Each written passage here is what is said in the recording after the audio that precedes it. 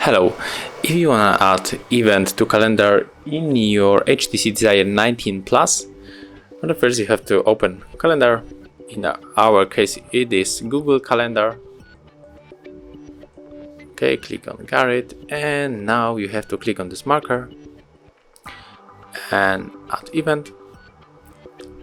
Enter the title, so we'll add the hard reset, and we'll start in the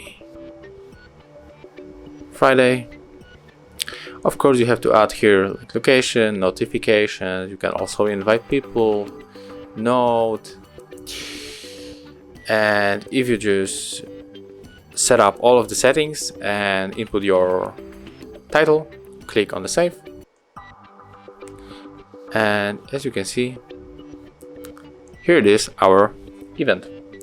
So this is how it looks on this device. Thank you for watching. Leave likes, subscriptions, and of course comments below.